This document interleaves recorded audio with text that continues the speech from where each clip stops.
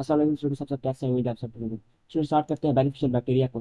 Beneficial bacteria का मतलब ये है कि हम बैक्टीरिया का से क्या फ़ायदे हासिल कर सकते हैं। बेनिफिशियल बैक्टीरिया फ़ायदे देने वाले बैक्टीरिया होते हैं। तो इनसे क्या फ़ायदा है? पहला इसका फ़ायदा रिसाइकलर ऑफ नेचर, मतलब नेचर में रिसाइकलिंग करते हैं। किस तरह? मैं आपको एग्जाम्पल देता हूँ। बैक्टीरिया जो है ना वो बायोजियो केमिकल साइकिल में काम करते हैं। बायोजियो केमिकल साइकिल क्या है? बायोजियो केमिकल साइकिल ये है कि हमारे पास फॉर एग्जाम्पल हवा में कार्बन डाइऑक्साइड है, ठीक है, हवा में कार्बन डाइऑक्साइड है। अब जो पौधे हैं ना वो हवा की कार्बन डाइऑक्साइड को यूज़ करके ना ग्लूकोज बना लेते हैं। क्या बना लेते हैं? ग्लूकोज। अब ये जो ग्लूकोज है कोई एनिमल खाता है ना, तो वो फिर एनिमल के अंदर चले जाता है ग्लूकोज। तो कार्बन डाइऑक्साइड हवा में थी, फिर ये ग्लूकोज में आ गई, ठीक है। और ग्लूकोज से फिर जब एनिमल ने ग्लूकोज खाया तो एनिमल के अंदर वो कार्बन आ गई। फिर जब एनिमल मर जाएगा ना तो उसकी डेड बॉडी के अंदर कार्बन पड़ी होगी। अब दोबारा कार्बन को कार्बन डाइऑक्साइड में कन्वर्ट करना हमें लाजमी है, ताकि कार्बन डाइऑक्साइड जो है दोबारा हमारे फिजा में मौजूद रहे। तो हमारे पास जो बैक्टीरिया है ना वो, जो हमारे पास ये डेड बॉडी के अंदर कार्बन होती है ना, इसको डिग्रेड करके कार्बन डाइऑक्साइड में कन्वर्ट कर देता है, ठीक है। तो यहाँ पर बैक्टीरिया का रोल होता है। तो बैक्टीरिया का क्या एक जियोकेमिकल साइकिल में रोल है? कार्बन डाइऑक्साइड को यूज़ किया पौधों ने और ग्लूकोज बना लिया, ग्लूकोज में कार्बन थी। कार्बन फिर वो ग्लूकोज एनिमल ने खा लिया तो एनिमल के पास कार्बन चला गया। फिर जब वो एनिमल मर गया तो एनिमल के अंदर जो उसकी डेड बॉडी में कार्बन थी। अब कार्बन को कार्बन डाइऑक्साइड में कौन कन्वर्ट करेगा? दोबारा से बैक्टीरिया कन्वर्ट करेगा। तो ये एक जियो बायोजियोकेमिकल साइकिल में बैक्टीरिया का रोल है, ठीक है।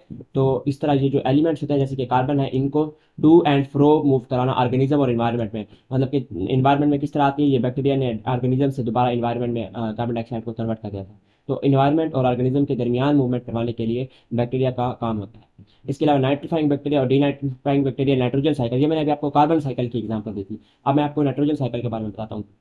हमारे पास हवा में नाइट्रोजन डाइऑक्साइड मौजूद है, ठीक है। तो हमारे पास कुछ बैक्टीरिया होते हैं जो कि या NH3 आप इसे यूज़ कर लें। तो हमारे पास जो अमोनिया है या नाइट्रोजन डाइऑक्साइड है, इसको ये हमारे पास जो है वो नाइट्रेट में कन्वर्ट कर देते हैं। किस में कन्वर्ट करते हैं? नाइट्रेट में। और ये जो नाइट्रेट है ना ये हमारे पास सॉइल में चला जाता है, क्योंकि जो पौधे हैं ना उनको हमें ना नाइट्रोजन चाहिए होती है ताकि वो अच्छा ग्रो करें, हमारी फसल अच्छी हो। लेकिन हमारे पास नाइट्रोजन डाइऑक्साइड और अमोनिया जो है ये हमारे पास होती है यूजली आम फार्म में। लेकिन ये हम सॉइल में नहीं डाल सकते, क्योंकि सॉइल में पौधे ये चीज़ यूज़ नहीं करते नाइट्रोजन डाइऑक्साइड। सॉइल पौधे कहते हैं हमें नाइट्रेट चाहिए।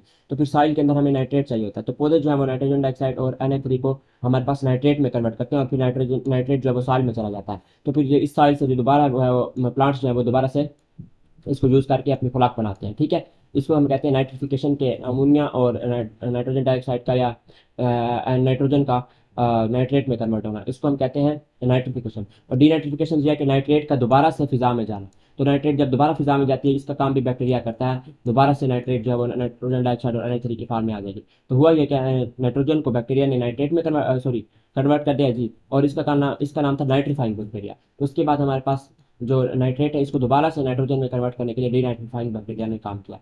डिकम्पोजर बैक्टीरिया जो है वो मैंने आपको बताया कि ये कार्बन, हाइड्रोजन और ऑक्सीजन को दोबारा से डेड बॉडी से डीकम्पोज करके फिजा में भेज देते हैं। इसके अलावा कुछ bacteria photosynthetic bacteria. Photosynthetic bacteria का मतलब ये है कि ये ग्लूकोज बनाएंगे और ऑक्सीजन रिलीज करेंगे। तो वो बैक्टीरिया जो ऑक्सीजन रिलीज करवाते हैं, वो फिजा में, हमें ऑक्सीजन चाहिए होती है तो फिजा में ऑक्सीजन को दोबारा से इंक्रीज करने के लिए बैक्टीरिया का काम होता है, बैक्टीरिया यूज करते हैं। इसके अलावा markers makers of useful products. अब बैक्टीरिया से हम काफ़ी सारी चीज़ें बना सकते हैं, जैसे कि लैक्टोबैसिलस बैक्टीरिया है, ये यीस्ट और मोल्ड के साथ जूस होकर हम इसमें फर्मेंटेड फूड बनाते हैं, जैसे कि चीज़ बनाते आ रहे हैं, अचार, soya sauce, vinegar, wine, yoghurt. तो ये योगर्ट, विनेगर, वाइन, इन सब चीज़ों में बनाने के लिए जो है वो इंडस्ट्रीज में ये लैक्टोबैसिलस बैक्टीरिया यूज होता है, ठीक है। इसके अलावा हमारे पास फार्मास्यूटिकल यानी कि अद्वियात की इंडस्ट्री, एग्रो केमिकल जैसे कि फर्टिलाइजर की इंडस्ट्री में भी बैक्टीरिया इंपॉर्टेंट केमिकल बनाने के लिए यूज होते हैं। इसके अलावा एंटीबायोटिक्स में भी बैक्टीरिया से कुछ हासिल की जाती हैं। और इसके अलावा हमारे पास एनिमल्स की स्किन बनाने के लिए या हमारे पास लेदर की चीज़ें बनाने के लिए एनिमल या ये तभी बैक्टीरिया यूज होते हैं। इसके बाद इन्वायरमेंटल क्लीनर, मतलब माहौल को साफ करना है हमने।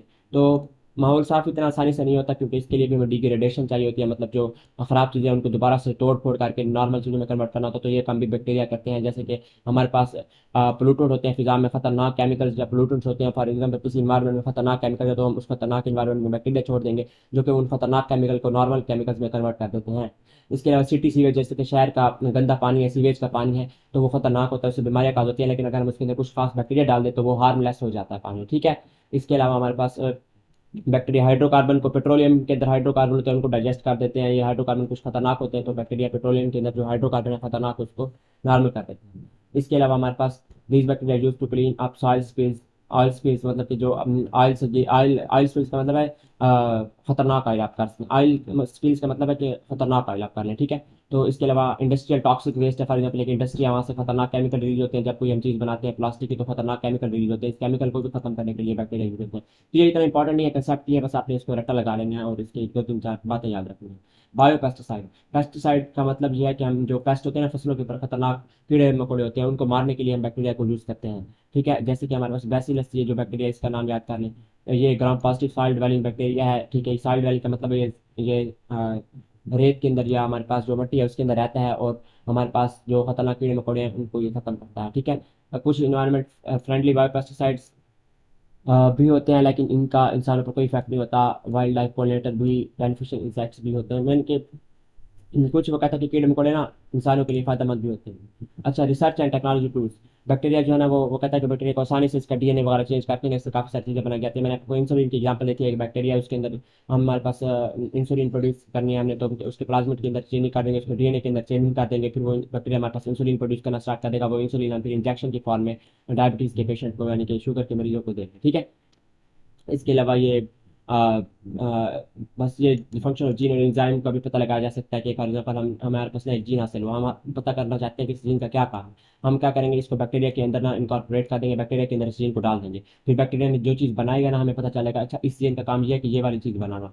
तो हमें इस तरह से ये पता चल जाता है। ठीक है, इसके बाद है नॉर्मल फ्लोरा। नॉर्मल फ्लोरा का मतलब ये है कि जो इंसान के अंदर नॉर्मली बैक्टीरिया रहते हैं उनका क्या काम है। ठीक है, नॉर्मल फ्लोरा का मतलब है कि जो नॉर्मली इंसान के अंदर बैक्टीरिया होते हैं। अच्छा, आपको बता दूं कि इंटरनल टिश्यूज जैसे कि आपका खून है या आपका दिमाग है या आपके मसल्स हैं या आपका हार्ट है, इनके अंदर हमारे पास बैक्टीरिया नहीं होते। ये सिर्फ सरफेस वाली जगह पे होते हैं, जैसे कि आप स्किन कर लें या हमारे पास जो खुराक की नाली है जैसे कि मैदा है या हमारे पास जो इंटेस्टाइन है उसको कर लें, वहाँ पर होते हैं और वहाँ पर काफ़ी सारी बैक्टीरिया कॉलोनाइज होते हैं। मतलब वहाँ पे ना बैक्टीरिया की स्पीशीज के शहर होते हैं, काफ़ी सारे बैक्टीरिया होते हैं। ठीक है, अच्छा, नॉर्मल फ्लोरा, नॉर्मल फ्लोरा के अंदर हमारे पास ना सिर्फ बैक्टीरिया आते हैं बल्कि कुछ फंजाई प्रोटिस्टा भी आ जाते हैं और मैथोजेनिक आर्किया भी आ जाते हैं। बैक्टीरिया का आप क्या काम है, बेनिफिशियल बैक्टीरिया के बेनिफिट्स क्या हैं?